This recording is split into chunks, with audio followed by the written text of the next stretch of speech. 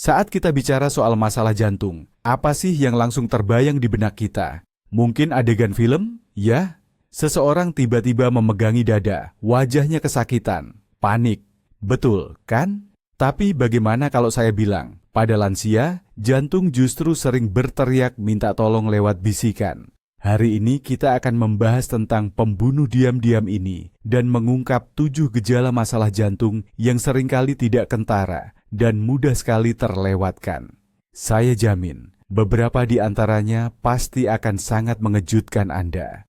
Seiring bertambahnya usia, tubuh kita tentu saja mengalami perubahan. Begitu juga dengan cara tubuh memberi sinyal jika ada masalah. Ujung-ujung saraf mungkin tidak lagi berfungsi seperti dulu, dan ambang batas rasa sakit pun bisa meningkat. Itulah sebabnya, gejala klasik atau teoretis dari serangan jantung atau gagal jantung, terutama pada mereka yang berusia di atas 65 tahun, justru jauh lebih jarang muncul. Sebaliknya, tubuh justru memberikan sinyal-sinyal lain yang seringkali tersembunyi atau tersamar. Tugas kita sekarang adalah belajar mengenali sinyal-sinyal ini, agar kita bisa segera mengambil tindakan untuk diri sendiri atau orang-orang terkasih. Baiklah, mari kita mulai dengan gejala yang paling sering luput dari perhatian dan paling umum. Rasa lelah yang tidak wajar. Saya tidak bicara tentang rasa kantuk yang menyenangkan setelah makan siang yang mengenyangkan, atau keinginan untuk berbaring setelah seharian beraktivitas berat. Bukan, ini tentang penurunan energi yang tiba-tiba, luar biasa, dan muncul seolah-olah tanpa sebab. Bayangkan saja, kemarin lusa Anda atau orang terdekat Anda masih bisa naik tangga ke lantai atas dengan mudah. Tapi hari ini, setiap anak tangga terasa seperti mendaki Gunung Everest. Jalan kaki biasa ke toko berubah menjadi maraton. Bahkan pekerjaan rumah sederhana, seperti mencuci piring atau merapikan tempat tidur, menguras seluruh energi Anda dan membuat Anda ingin segera mencari tempat duduk. Mengapa ini bisa terjadi? Bayangkan, jantung sebagai pompa yang kuat. Ketika pompa ini mulai bekerja tidak normal atau tersendat-sendat, ia memompa darah kurang efisien. Padahal darahlah yang mengantarkan oksigen, bahan bakar utama bagi otot-otot kita. Ketika otot tidak mendapatkan cukup bahan bakar ini, mereka mengirimkan sinyal bahaya. Dan sinyal bahaya inilah yang Anda rasakan sebagai kelemahan yang tiba-tiba dan tak tertahankan. Yang paling berbahaya adalah, gejala ini mudah sekali dianggap sepele atau dikaitkan dengan usia, cuaca, atau apapun. Tapi ini bukan sekadar faktor usia. Ini bisa jadi sinyal SOS senyap dari mesin utama Anda. Tamu tak diundang berikutnya yang perlu kita waspadai adalah sesak napas. Tapi tunggu dulu, jangan buru-buru menyimpulkan. Kita tidak sedang membicarakan kondisi saat Anda kehabisan napas setelah naik tangga ke lantai 5 tanpa lift. Sesak napas akibat gangguan jantung jauh lebih berbahaya. Gejala ini bisa datang kapan saja. Bahkan saat Anda sedang beristirahat total dan tidak menyangkanya sama sekali. Tanda paling jelas dan paling mengkhawatirkan justru terjadi di malam hari. Seseorang berbaring, tertidur pulas, namun 1 atau 2 jam kemudian terbangun dengan perasaan sesak napas yang akut, seolah-olah ada beban berat menimpa dada. Dalam kepanikan, ia langsung duduk, menjulurkan kakinya ke bawah tempat tidur. Dan perlahan-lahan pernapasannya terasa lebih lega. Apakah gambaran ini terasa familiar bagi Anda? Untuk menghindari bangun tidur yang menyiksa seperti ini, banyak orang mulai tidur dalam posisi setengah duduk, menyangga punggung dan kepala mereka dengan 2, 3, bahkan sampai 4 bantal. Ini bukan sekadar mencari posisi tidur yang nyaman. Ini adalah upaya naluriah tubuh untuk beradaptasi dan mencari keringanan. Saat jantung tidak mampu memompa darah secara efektif, cairan berlebih akan menumpuk di paru-paru. Dalam posisi berbaring, cairan ini menghambat proses pernapasan normal. Namun ketika Anda duduk, gravitasi membantu cairan tersebut mengalir ke bawah, sehingga sebagian paru-paru menjadi lebih lapang untuk bernapas. Jika Anda atau orang terdekat Anda mulai menyadari bahwa ranjangnya sudah menyerupai takhta bantal, ini adalah pertanda sangat serius dan Anda perlu segera memeriksakan diri ke dokter. Baiklah, mari kita fokus ke kaki. Pernahkah Anda melihat orang tua atau kerabat yang sudah lanjut usia, kakinya membengkak menjelang malam, sepatu jadi terasa sesak, dan bekas karet kaos kaki membekas dalam? Seringkali kita cenderung mengabaikannya. Mungkin kebanyakan jalan, kebanyakan makan asin, atau memang cuaca lagi panas saja. Anda pasti sering mendengar alasan-alasan seperti itu. Namun, jika pembengkakan ini menjadi teman setia Anda, itu bukan sekadar hal sepele yang menjengkelkan. Dan sekali lagi, ini semua bermuara pada masalah pompa yang lemah. Ketika jantung tidak mampu mengatasi bebannya, ia tidak bisa memompa darah secara efektif dari kaki kembali ke atas. Terjadi semacam kemacetan, dan cairan berlebih mulai merembes keluar dari pembuluh darah masuk ke jaringan di sekitarnya. Begitulah pembengkakan muncul. Awalnya, pembengkakan ini mungkin hanya terlihat di sore hari dan hilang setelah istirahat malam. Namun, seiring berjalannya waktu, pembengkakan itu bisa menjadi permanen. Ada sebuah tes sederhana, tapi sangat menunjukkan gejala. Dengan hati-hati, tapi dengan sedikit tekanan, tekan area yang bengkak dengan jari Anda selama beberapa detik. Sekarang, angkat jari Anda. Jika ada bekas lekukan yang jelas di kulit dan tidak langsung hilang, itu adalah tanda serius yang patut diwaspadai. Itu berarti cairan di jaringan sudah menumpuk cukup banyak. Jangan abaikan sinyal ini. Kaki Anda bisa jadi pemberi informasi pertama tentang masalah pada jantung Anda. Pernahkah Anda mengalami pusing mendadak atau bahkan sampai pingsan? Banyak orang mungkin langsung berpikir, wah, ini pasti tekanan darah saya lagi tidak beres. Dan memang, ada benarnya juga. Tapi pertanyaan besarnya adalah, mengapa tekanan darah itu bisa naik turun? Terkadang jawabannya justru terletak pada jantung kita. Bayangkan, otak Anda adalah konsumen energi paling penting dalam tubuh. Jika jantung, yang kita ibaratkan sebagai generator utama kita, tiba-tiba mulai bekerja tidak stabil, misalnya karena gangguan irama jantung alias aritmia, maka pasokan listrik ke otak akan terputus sesaat. Penurunan tegangan sesaat inilah yang dirasakan sebagai pandangan mata yang tiba-tiba gelap, pusing, atau dalam kasus terburuk, kehilangan kesadaran. Khususnya, jika pusing itu muncul saat Anda tiba-tiba bangkit dari tempat tidur atau kursi. Pada saat itu jantung perlu segera bekerja lebih keras untuk memompa darah ke otak melawan gravitasi. Jika jantung tidak mampu melakukannya, otak akan langsung memberi sinyal dengan rasa pusing atau keliengan.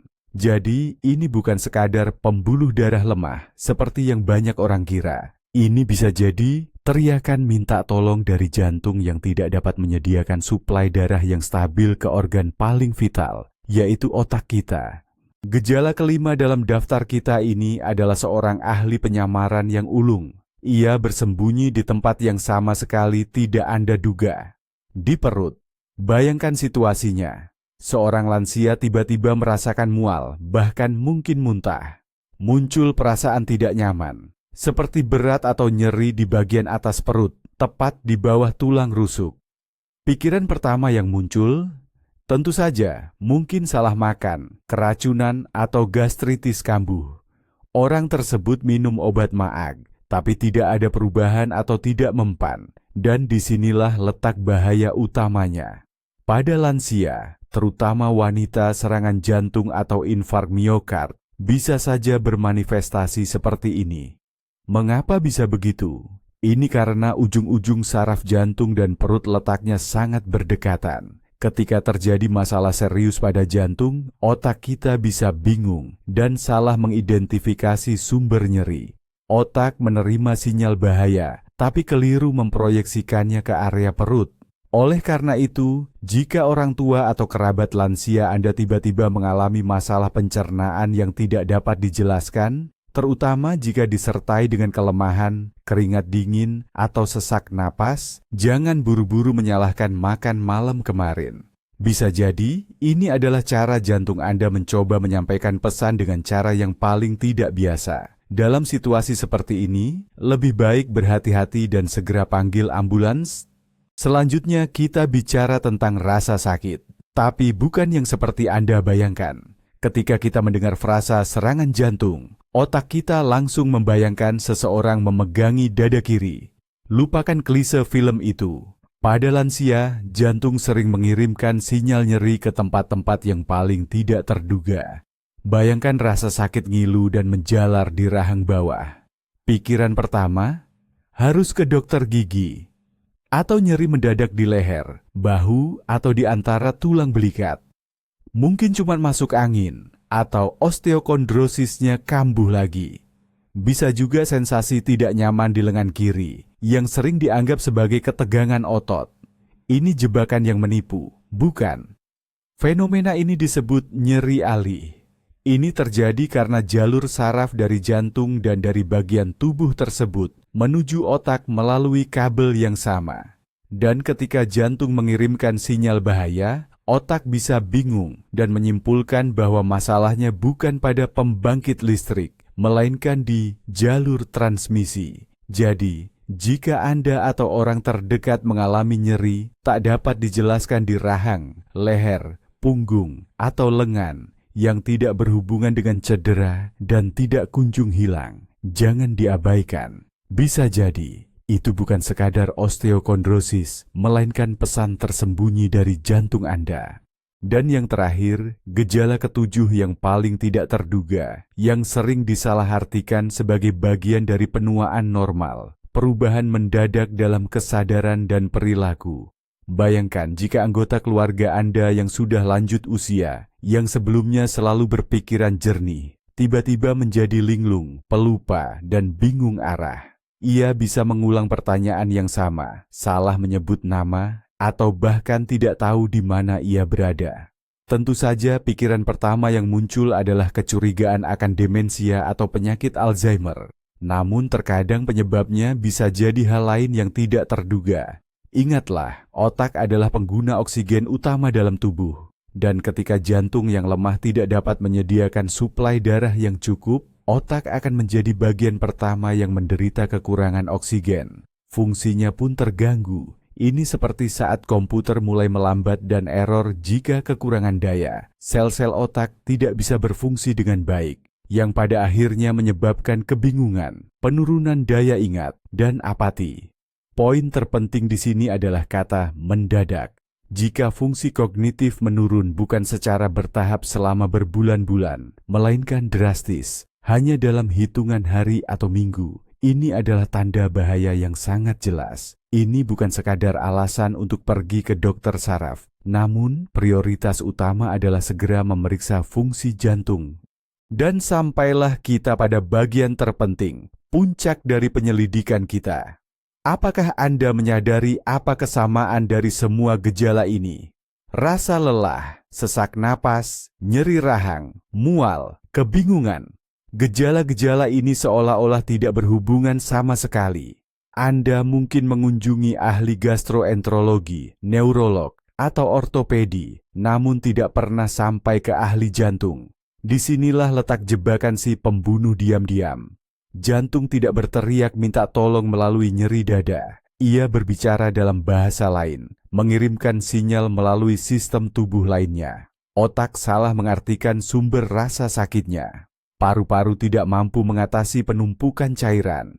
Kaki membengkak karena sirkulasi darah terganggu. Semua keluhan yang sekilas tampak sepele dan tidak saling terkait ini adalah bagian-bagian dari sebuah teka-teki besar yang sangat berbahaya. Mengabaikannya sama saja dengan mengabaikan detak jam sebuah bom. Kesimpulan utama dari pembahasan kita hari ini sangat sederhana. Perhatikan diri Anda dan orang-orang terdekat Anda. Jangan remehkan keluhan yang dianggap sebagai penyakit orang tua. Terkadang di balik kelelahan biasa atau sakit perut, tersembunyi ancaman serius yang masih bisa dicegah. Terima kasih sudah menonton video ini sampai selesai. Jika video ini bermanfaat bagi Anda, mohon berikan like dan subscribe saluran ini agar tidak ketinggalan episode-episode terbaru. Sekarang, pertanyaan untuk Anda. Pernahkah Anda atau orang terdekat Anda mengalami gejala-gejala atipikal seperti ini? Bagikan cerita Anda di kolom komentar. Hal ini bisa membantu orang lain. Jaga diri Anda baik-baik.